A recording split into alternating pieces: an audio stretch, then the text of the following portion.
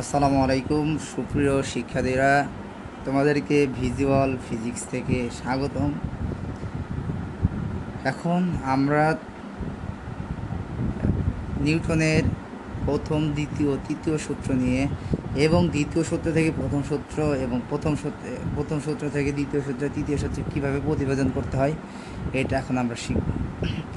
আমরা প্রথমে লিখে নিই নিউটনের সূত্রগুলো। নিউটনের প্রথম সূত্র তোমরা জানো। নিউটনের প্রথম সূত্র কি? দেখো, আমি স্ক্রিনের নিচ দিয়ে উঠিয়ে দিয়েছি যে বাহ্যিক কোনো বল প্রয়োগ না করলে স্থির বস্তু স্থিরই থাকবে এবং চলন্ত বস্তু চিরকাল চলতে থাকবে। এখন এইটা আমরা একটু ভিজুয়ালি অনুভব করার চেষ্টা করি আসলে বিষয়টা কেমন। ধরো কোনো বস্তু, এটা একটা কাল্পনিকভাবে টেবিল আঁকাইলাম। টেবিলের উপর ধরো এই পাশে আমরা একটা অ্যাঙ্গেল নিই,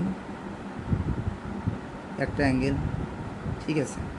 অ্যাঙ্গেলটা হচ্ছে ধর পাইপ অথবা অ্যাঙ্গেল, যেটাই আর কি ভিতরের জিনিস বাইরে থেকে দেখা যায়।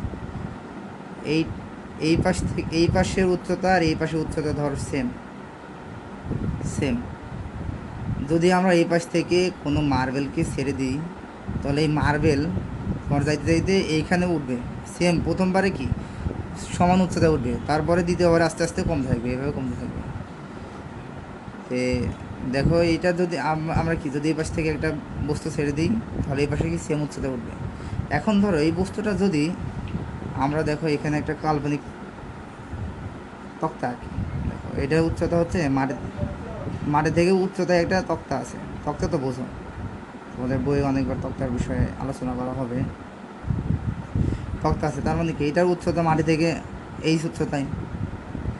যদি এই পাশে কোনো একটা মার্বেলকে তুমি ছেড়ে দাও, আমরা কল্পনা করে নিই বাকি যে পথটা আছে এটা সমতল এবং এর কোনো বাধা নাই, তাহলে কি হবে?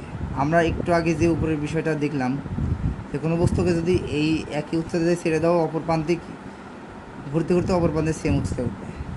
এটার ক্ষেত্রে কী হবে? এইটাকে যদি তুমি ছেড়ে দাও, এই দিকে করাইতে করাইতে কি এই সেম উচ্চতার কোথাও কি পাবে না, যেহেতু আমরা এটা ধরে নিয়েছি কাল্পনিক সমতল। তাহলে কি হবে? বস্তুটা আজীবন অসীম পর্যন্ত ঘুরতেই থাকবে, ঘুরতেই থাকবে, ঘুরতেই থাকবে।